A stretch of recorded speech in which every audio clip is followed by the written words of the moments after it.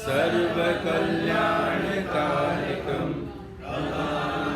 सर्वधर्माणां जैनं जयतु शासनं जैनं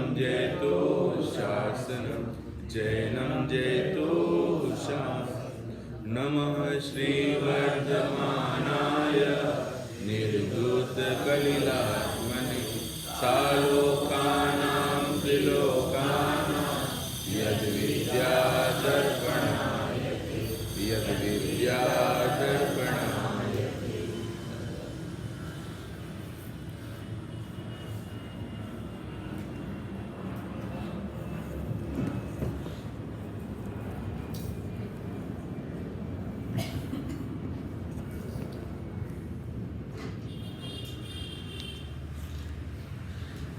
आचार्य समंतभद्र स्वामी द्वारा विरचित श्री रत्नकरंड श्रावकाचार इस ग्रंथ के आधार से अपन चर्चा कर रहे हैं। सम्यक दर्शन का अधिकार चल रहा है। यह जीव यदि वास्तव में सुखी होना चाहता है तो उसका एकमात्र उपाय बताया कि सम्यक दर्शन प्राप्त करके मोक्ष मार्ग पर चलकर यह जीव सुखी हो सकता है। दूसरा अन्यत्र कोई रास्ता नहीं है, ऐसा आचार्य समंतभद्र स्वामी कहते हैं। यानी न सम्यक्त्व के समान सुखकारी अथवा कहो मित्र कोई नहीं, न सम्यक्त्वम समम किंचित त्रैकाले त्रिजगत्यपि। ये तीनों लोग और तीनों काल में सम्यक्त्व के समान सुख देने वाला कोई नहीं है, सम्यक्त्व के समान मित्र कोई नहीं है। और उससे ही विपरीत बात करें तो मिथ्यात्व के समान दुखकारी कोई नहीं है और दुख देने वाला यानी शत्रु कोई नहीं है। इसलिए सम्यक्त्व को मित्र जानकर उसे प्राप्त करने का उपाय करना चाहिए। उसी विषय पर आगे चलते हुए अपन सम्यक्त्व के प्राप्त करने की विधि की चर्चा कर रहे हैं, जो पंचलब्धि के पूर्वक सम्यक्त्व प्रकट होता है। अब अपन कल जो अपना विषय अपन ने चलाया, सामान्यतः पंचलब्धि को समझने के लिए सामान्य चर्चा से अपन ने प्रारंभ किया।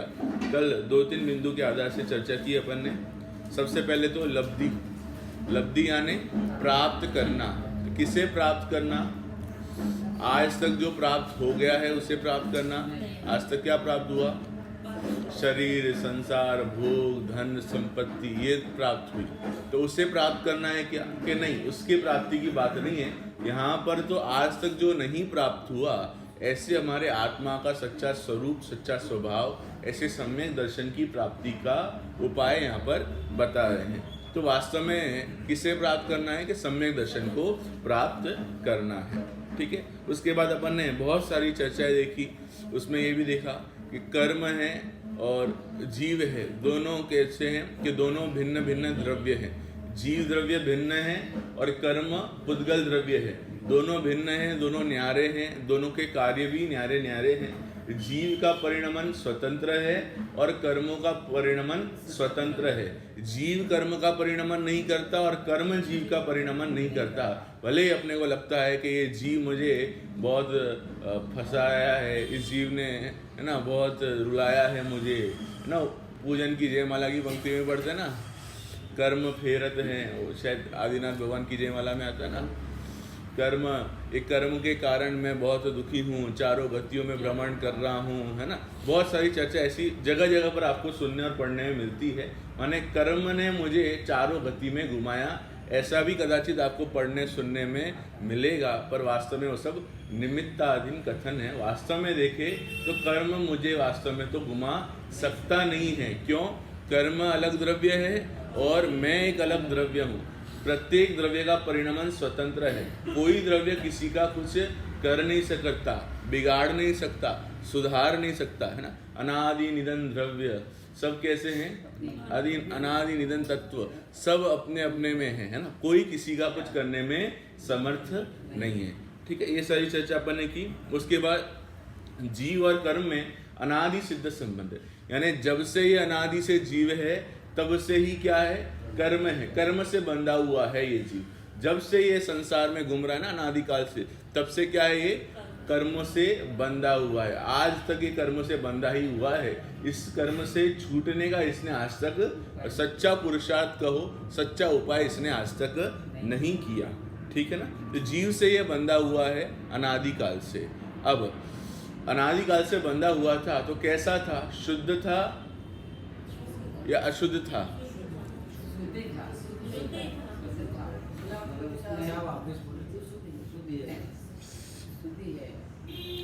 क्या शुद्ध है?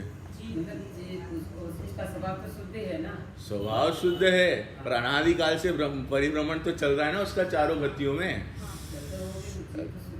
अरे परिभ्रमण चल रहा है तो किस कारण से चल रहा है?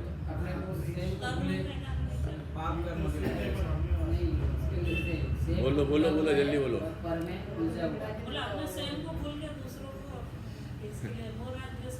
जाना नहीं है ना। पर्याय मूढ़ होता हुआ यह जीव क्या है? अनादिकाल से कर्म से बंधा हुआ है। यद्यपि कर्म से बंधना है ना, अभी कर्म से बंधा हुआ है तो वो पूर्ण शुद्ध अवस्था नहीं कही। शुद्ध अवस्था तो तब कही जाएगी, वो तो स्वभाव की बात नहीं चल रही, यहाँ पर तो पर्याय की बात चल रही। स्वभाव से तो प्रत्येक आत्मा शुद्ध है, चाहे निगोध की क्यों नहीं हो, चाहे एकेंद्रीय की क्यों नहीं हो, चाहे सभी आत्मा है ना, एकेंद्रीय से लेकर निगोध से लेकर सिद्ध दशा तक की जो सभी आत्मा है वो तो स्वभाव से तो शुद्ध है ही, त्रिकाल शुद्ध है, उसमें तो कोई प्रश्न ही नहीं है। यहाँ पर तो पर्याय शुद्धता की बात चल रही है कि पर्याय में शुद्धता नहीं आई है। क्यों नहीं आई? कि अनादि से कर्म का बंध है ना, कर्म से बंधा हुआ है तो उसका कुछ ना कुछ पुरुषार्थ हमें आगे चलकर करना पड़ेगा। श्री उदाहरण देखा था अपन ने कल स्वर्ण का, कि जैसे खदान में से स्वर्ण आपने सोना निकाला तो कैसा था? कि पाषाण रूप में था, पत्थर रूप में था। अब उसको आपको कुछ बनाना है तो अब उसको शुद्ध करना पड़ेगा ना, उसका बढ़िया जांच करनी पड़ेगी, फिर उसको आपको अलग अलग पर्यायों में क्या करना पड़ेगा? विभाजित करना पड़ेगा, फिर आप उसका कुछ भी बना सकते हो। पर वो पहले से ही पूर्ण शुद्ध था क्या? पहले से ही उस अवस्था में बना हुआ था क्या? कि नहीं था। अनादि से जितने भी आत्मा हुए, जितने भी तीर्थंकर हुए, जितने भी सिद्ध हुए, वे सब भी कर्मों से बंधे हुए थे। पर उन्होंने क्या किया कि इस सच्चे मार्ग को अपनाकर, मोक्ष मार्ग को अपनाकर अपना पुरुषार्थ पूर्वक उन्होंने अपना कार्य सिद्ध किया। इसका मतलब कोई जीव पहले से ही शुद्ध हो, कहते हैं ना, कोई ऐसा नहीं है कि जो पहले से ही परमात्मा हो। सभी जीव आत्मा हैं और आगे चलकर परमात्मा बनते हैं। कोई जन्मते ही परमात्मा बन जाए ऐसा है क्या? कि नहीं, पुरुषार्थ कर कर जीव परमात्मा बनता है। ठीक है, ये सारी चर्चा की और फिर दुर्लभता की भी चर्चा अपन ने कल देखी। अब अपने को आगे विषय बढ़ना है। आज अपन कर्म की मूल प्रकृतियों के आधार से थोड़ी सी चर्चा करेंगे। ठीक है, आज मूल प्रकृतियों की चर्चा, फिर आगे उत्तर प्रकृतियों की चर्चा करेंगे और फिर उसमें और थोड़ा सा विषय अपन देखेंगे। प्रशस्त क्या है, अप्रशस्त क्या है, देशघाती क्या है, सर्वघाती क्या है, थोड़ा थोड़ा अपन समझने की प्रयास करेंगे। ठीक है, चलो। अब कर्म किसे कहते हैं ये तो सब जानते ही है ना। कर्म किसे कहते हैं? कर्म कितने प्रकार का है? 8 प्रकार का है, 2 प्रकार का है, 3 प्रकार का है, सब अलग अलग विवक्षाएं हैं। जब 3 प्रकार का कहें तब द्रव्य कर्म, भाव कर्म, 9 कर्म। जब 2 प्रकार का कहें गाति अगाति। जब 8 प्रकार का कहें ज्ञानावरणीय दर्शन। जब 148 प्रकार का कहें, बोलो, नाम एक विवक्षा है। यही तो जैन धर्म है ना। किसी ने कहा सब कर्म कितने प्रकार का है? कि 2 प्रकार है। बिल्कुल सही। फिर किसी दूसरे व्यक्ति ने कहा कि कर्म कितने प्रकार का है? कि 8 प्रकार का है। बिल्कुल सही। फिर किसी व्यक्ति ने कहा कि 3 प्रकार का है। कि आपकी बात भी सही है।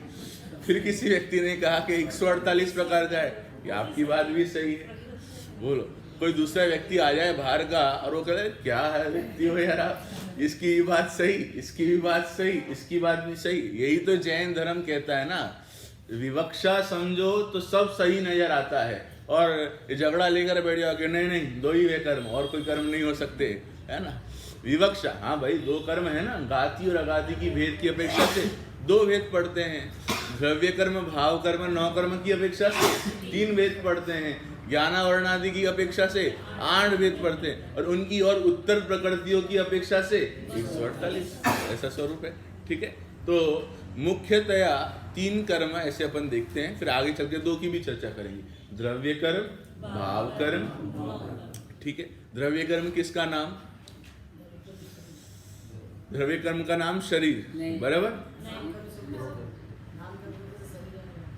अरे मैं तो पूछ रहा हूँ द्रव्य कर्म किसका नाम, वो नाम कर्म के उदय से शरीर मिलता है वो नहीं पूछ रहा हूँ मैं, द्रव्य कर्म किसका नाम।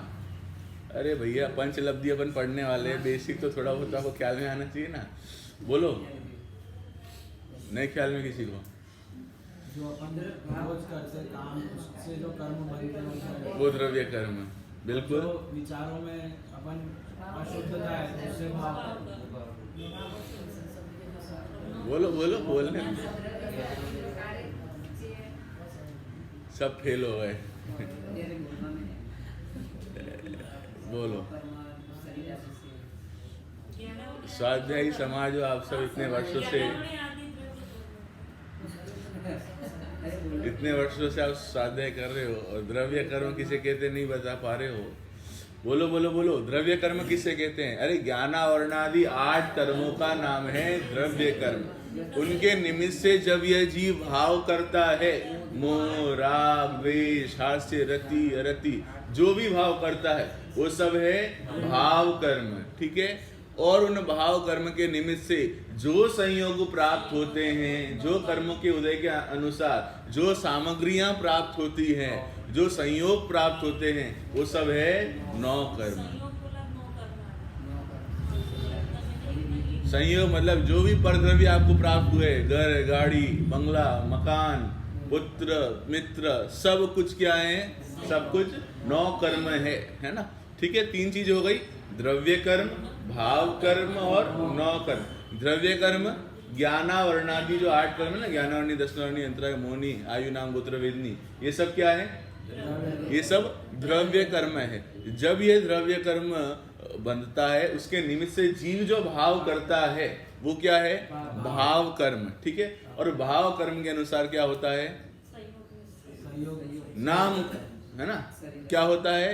9 कर्म, ठीक है। अब ख्याल में आ गया, ज्ञानावरणादि 8 कर्म द्रव्य कर्म, जीव के भाव भाव कर्म, और जो संयोगों की प्राप्ति है वो सब क्या है? 9 कर्म, ठीक है। तो मतलब जितने भी संयोग प्राप्त हो रहे हैं, है ना, हम सबको जितने भी संयोग प्राप्त हो रहे हैं वो किसके अनुसार प्राप्त हो रहे हैं? ये 9 कर्म से, ठीक है। 9 कर्म से प्राप्त होते हैं। तो 9 कर्म किसके अनुसार होता है? भाव कर्म के अनुसार होता है। 9 कर्म किसके अनुसार होता है?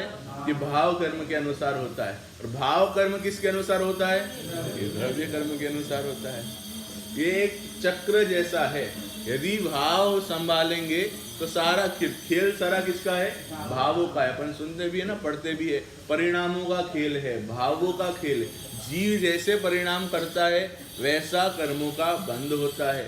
कर्मों का बंध होता है तो वैसा ही उदय में आता है, पुनः उदय में आता है। तो उस उदय की परिस्थिति में जीव जैसा कर्म पुनः बांधता है वैसा वैसा ये निरंतर चलता रहता है। तो ये 3 प्रकार के कर्म हुए, ठीक है। अब इसमें विस्तार से नहीं जाएंगे, अब आगे बढ़ते हैं। अब 2 प्रकार के कर्म कौन कौन से? घाती कर्म, 2 प्रकार के कर्म, ठीक है। 3 प्रकार की चर्चा हो गई, अब 2 प्रकार की, घाती कर्म और अघाती कर्म। क्या नाम है? घाती कर्म और अघाती कर्म। घाती किसे कहते हैं? क्या बोल रहे हो? जो थोड़ा घात करता है वो घाती, जो पूरा घात करता है वो अघाती।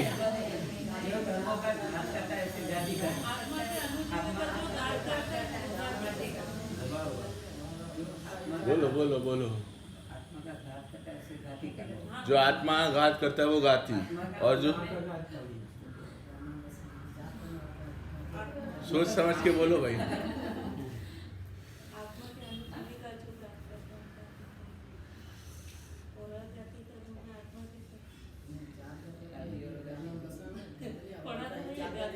अरे मैं नाम का पूछ रहा हूँ, मैं तो आपको परिभाषा पूछ रहा हूँ। नाम तो ठीक है, आपने बता दिया कि 4 घाती कर्म ये होते हैं।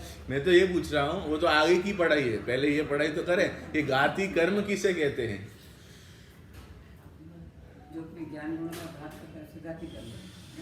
जो अपने ज्ञान गुणों का घात करता है। मतलब मैं ही अपने ज्ञान गुणों का घात करता हूँ, इसलिए मैं घाती कर्म हूँ। मैं 2 मिनट इसलिए यहाँ पर रुका हूँ, थोड़ा अपने को भी ख्याल में आवे अपन कहाँ अटक रहे हैं। अटकना नहीं है, है ना। घाती कर्म किसे कहते हैं? जीव के ज्ञानादि गुणों का जो घात करता है उसका नाम है घाती कर्म। क्या?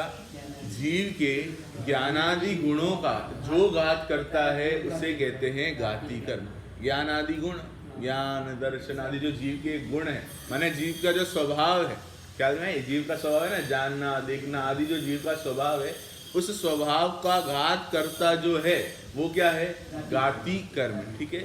और जो जीव के स्वभाव का घात यानी जीव के ज्ञानादि गुणों का घात नहीं करता वो क्या है? वो अघाती कर्म है। ठीक है। दो प्रकार के कर्म हो गए, घाती कर्म, अघाती कर्म। ठीक है। घाती यानी घात करता है, सरल शब्द में कहे घाती यानी घात करता है। कि क्या घात करता है? कि जीव यानी मेरे, है ना, मेरे ज्ञान आदि जो गुण है, मेरा जो स्वभाव है, उसका जो घात करता है। घात करता है यानी प्रकट होने नहीं देता है।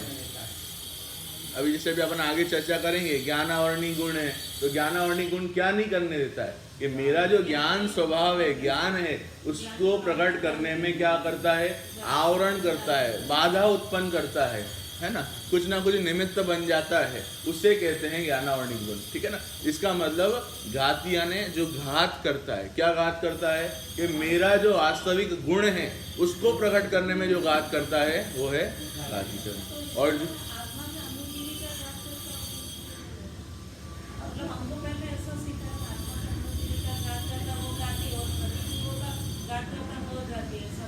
अनुजीवी मतलब एक ही अनुजीवी मतलब वही बात हो गई, चर्चा वही है। ठीक है ना। अनुजीवी यानी आत्मा का जो वास्तविक स्वभाव गुण है ना, उसी की चर्चा यहाँ पर की है। ठीक है ना। ख्याल में आ गई बात? तो घाती और अघाती। अब घाती कर्म 4 प्रकार का और अघाती कर्म 4 प्रकार का। घाती कौन कौन से हैं? ज्ञानावर्णी, अंतराय, बराबर। ये सब क्या है? ये सब क्या है? घाती कर्म है। ज्ञानावर्णी, दर्शनावर्णी, मोहनी, अंतराय। और 4 अघाती कर्म कौन कौन से हैं? पक्का ना? वो ठीक है। घाती कर्म कौन कौन से ये बताओ?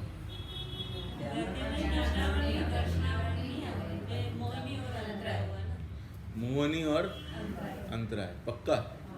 चलो अभी अपन आगे बढ़ते हैं, फिर और चर्चा करेंगे। ठीक है। अब आगे चलो। अब अपन थोड़ा सा स्वरूप समझते हैं। सबसे पहला जो कर्म है उसका नाम है ज्ञानावर्णी कर्म। ठीक है। ज्ञानावर्णी कर्म। अब इसको अपन तोड़कर समझेंगे। ज्ञान आवर्णी। ठीक है। शब्द से ही अपने को ख्याल में आता है कि ये कर्म करता क्या है। ज्ञान, इसको तोड़ दो 2 शब्दों में। ठीक है। ज्ञान आवर्णी, कि जो ज्ञान पर आवरण करे उसका नाम है ज्ञानावर्णी। ठीक है। जो ज्ञान पर आवरण लावे उसका नाम है ज्ञानावर्णी है। ठीक है। ज्ञान पर आवरण यानी ज्ञान को प्रकट नहीं होने देता। ज्ञान पर मतलब आवरण यानी ढक देता है। आवरण यानी ढकना। ठीक है। ये सामने एक कपड़ा ये लगा है ना, सामने कुछ लगाया हुआ है, तो उससे क्या हो गया? ये वस्तु क्या हो गई?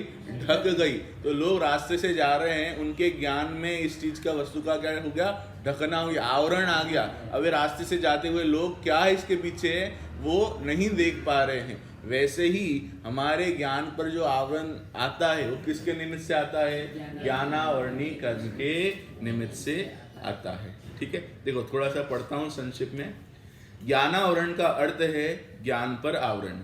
जो कर्म ज्ञान पर आवरण डालता है, अर्थात ज्ञान गुण की शक्ति ज्ञान पर्याय में पूर्ण रूप से प्रकट नहीं होने देता, वह ज्ञानावरण कर्म है। अब यहाँ पर थोड़ी सी और विशेष वस्तु यहाँ पर बता रहे हैं। अब यहाँ पर कथन तो इस तरह से निमित्त का ही किया जाएगा कि अब जैसे लोग प्रश्न करते हैं कि सब ज्ञानावरण कर्म के निमित्त से ज्ञान पर आवरण हो गया तो मैं जान नहीं पा रहा हूँ, तो लोग ऐसा भी पकड़ कर बैठ जाते हैं कि ज्ञानावरण कर्म है, इसके कारण ऐसा हो रहा है, इसके कारण ऐसा हो रहा है। वास्तव में देखिए ये सब कथन किसके हैं? निमित्त के कथन है ना। हमें निमित्ताधीन वृत्ति नहीं रखनी। हम यहाँ पर वही बात करें। देखो इस तरह से निमित्त ही किया जाएगा कि निमित्त ने कार्य किया, यानी ज्ञानावरण कर्म ने मुझे ज्ञान नहीं प्रकट करने दिया, ऐसा लोग कहेंगे। ज्ञानावरण कर्म ने ज्ञान पर आवरण डाला, परंतु यहाँ जीव और कर्म यानी पुद्गल, इन दो द्रव्यों की भिन्नता एवं स्वतंत्रता हमेशा ख्याल में रखकर ही इस विधान का अर्थ समझना इष्ट है। ख्याल में ये बात, नहीं तो स्वच्छंदता प्रकट कर बैठ जाएंगे, क्या करे साहब, ज्ञानावरणी कर्म है, वो तो हमें कुछ प्रकट ही करने नहीं देता, इसलिए हम तो घर ही बैठे रहते, हम तो पुरुषार्थ ही नहीं करते, हम तो बढ़िया टीवी चालू कर बैठ जाते हैं। बोलते लोग क्या करे, बोले क्या करे साहब, ज्ञानावरणी कर्म आवरण डालता है, इसलिए कितना पुरुषार्थ करे, हमें तो कुछ समझ में ही नहीं आता, इसलिए अपन तो बढ़िया अपने बैठे रहो घर पे ही शांति से। और बोलो ऐसा भी लोग कहते हैं, नहीं ये गलत है, ठीक है ना, ये नहीं। ज्ञान हमें अपना कार्य बराबर करना है, हमें हमारा पुरुषार्थ बराबर करना है।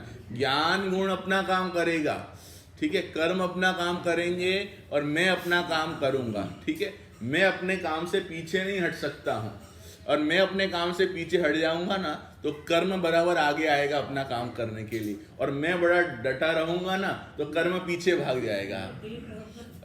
एक ना एक तो आगे आएगा ना, या तो मैं आगे आऊं या तो कर्म आगे आवे, किसी ना किसी को तो आगे रास्ता चलना ही पड़ेगा ना, तो यही हो सकता है। अब मैं पीछे हट जाता हूँ तो कर्म आगे आ जाता है, भाई अब तू नहीं मानता तो मुझे ही आगे आना पड़ेगा, तो फिर वो बराबर क्या करता है, फिर वो ऐसा होता है कि फिर ज्ञान और कर्म का ऐसा तीव्र बंध होता है, अब जिससे भविष्य में यह चाहता तो बहुत कुछ पढ़ना है, बहुत कुछ समझना चाहता है, बहुत कुछ याद करना चाहता है, पर उस कर्म के उदय के कारण वो क्या करता है, उसे कुछ याद नहीं रहता, पढ़ नहीं पाता, पढ़ना चाहता है तो नींद आने लगती है। वो सब दर्शनावरण में विविध प्रकार के बताएंगे ना, निद्रा निद्रा, प्रचला है, नींद के भी क्वालिटी सब बताने वाले आगे। हाँ, प्रवचन में कोई सो जाता है उसे कौन सा नींद कहते हैं, माने उसमें भी वैरायटी बहुत है, तो वो सब आगे चर्चा करेंगे, ठीक है ना। तो इतनी बात यहाँ पर हो गई। कर्म को जीव का भला बुरा करने वाला मानोगे तो पराधीनता की कल्पना से दुखी बनोगे। कर्म जीव को सुखी दुखी करने में समर्थ नहीं है, पहले भी मैंने आपको बताया। जीव ही जीव के परिणाम से सुखी होता है और जीव ही जीव के परिणाम से दुखी होता है। कोई जगत में दूसरा नहीं है जो मुझे सुखी दुखी करने में समर्थ है। किसी ने बड़ा मेरे लिए अच्छा कार्य किया तो मुझे ऐसा लगा ना कि उसने मेरे लिए कुछ किया, तो मैंने अंदर से मेरा परिणाम भाव हुए, मुझे उससे मैं सुखी हुआ। किसी ने मेरा बुरा किया तो मैंने उसके प्रति बुरा सोचा, तो उससे मैं दुखी हुआ। तो जीव जब ऐसे परिणाम करता है तभी वो सुखी दुखी होता है। कोई मेरा भला कर दे, कोई मेरा बुरा कर दे, कोई मेरा नुकसान कर दे, उससे वास्तव में कुछ होने वाला नहीं है, ठीक है। देखो शास्त्रों में 8 प्रकार, जैसे 8 प्रकार का जो कर्म बता रहे ना, ज्ञानावरणी, दर्शनावरणी, मोहनी, अंतराय आदि, इन 8 कर्मों को उदाहरण से भी ग्रंथों में प्रस्तुत किया है। गोमठ सर आदि ग्रंथों में 8 कर्मों को 8 उदाहरण दृष्टांत से बताया। अब ज्ञानावरणी कर्म का क्या दृष्टांत दिया, देखो दृष्टांत याद रखना।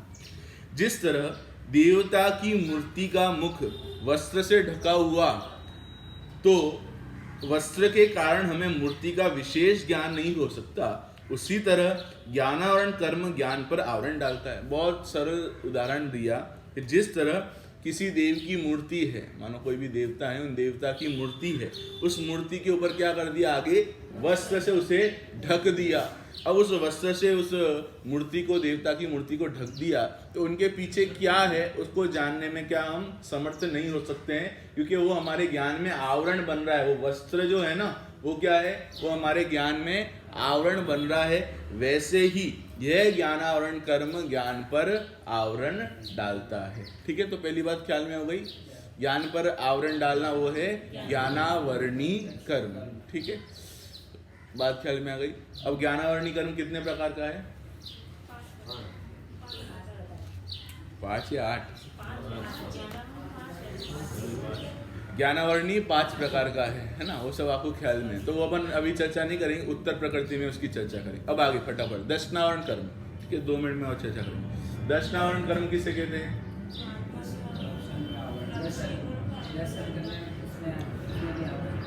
दर्शन का अपन मंदिर जी में दर्शन करने आते हैं, तो दर्शन करते हुए जो आवरण डालता है उससे क्या कहते हैं? दर्शनावरण। यहाँ पर दर्शन का क्या मतलब है? सबसे पहली चीज तो ये तो ख्याल में आ गया कि दर्शन पर आवरण डालना वो है दर्शनावरणी। पर दर्शन का मतलब क्या? कोई चीज आपने दर्शन की, मंदिर जी में आए दर्शन करने तो आपको दर्शन करने नहीं दिया, वो हो गया दर्शनावरण। ऐसा है क्या? बोलो बोलो बोलो। दर्शन मतलब जानना, देखना, समझना, उस पर आवरण डालना। श्रद्धा सम्यक दर्शन मतलब सम्यक वीतरागी स्वरूप को देखना। और देखो आत्मा का स्वभाव दो प्रकार का है। देखो संक्षेप में आपको और अच्छे से बता देता हूं। आत्मा का स्वभाव स्वरूप क्या है? जीव का स्वभाव स्वरूप क्या है? ज्ञान और दर्शन, ये दो आत्मा का स्वभाव है। ठीक है, जानना और देखना। जानने की चर्चा हो गई ज्ञानावरण में, ठीक है ना। ज्ञानावरण यानी जानना, ज्ञान यानी जानना, ठीक है। तो ज्ञानावरण में ज्ञान की चर्चा हो गई, जानने की चर्चा हो गई। अब दर्शनावरण में देखने की चर्चा है, ठीक है। जो अपने स्वरूप को देखने में क्या करता हो, बाधा डालता हो, उसका नाम है दर्शनावरण, ठीक है ना। किसको देखना? पर द्रव्य को देखना, है ना, पर चीजों को देखने की चर्चा। यानी जो स्वयं के स्वभाव को प्रकट करने में बाधा उत्पन्न कराए उसका नाम क्या है? दर्शनावरण, ठीक है। अब यहाँ पर उदाहरण दिया, जिस तरह राजद्वार में खड़ा द्वारपाल राजा को मिलने देने से इनकार करता है, राजा को देखने नहीं देता, उसी तरह दर्शनावरण कर्म दर्शन पर आवरण डालता है। दर्शन का अर्थ यहाँ पर सामान्य अवलोकन करना, ये बात तो समझ में आनी चाहिए, ठीक है ना। दर्शन मतलब सामान्य अवलोकन मात्र ही कह रहे हैं यहाँ पर। कि क्या कह रहे हैं?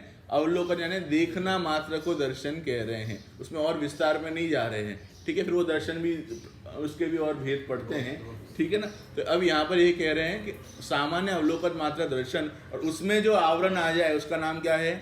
दर्शनावरण, ठीक है। अब आगे अंतिम मोहनी कर्म की चर्चा बंद करते हैं संक्षेप में। मोहनी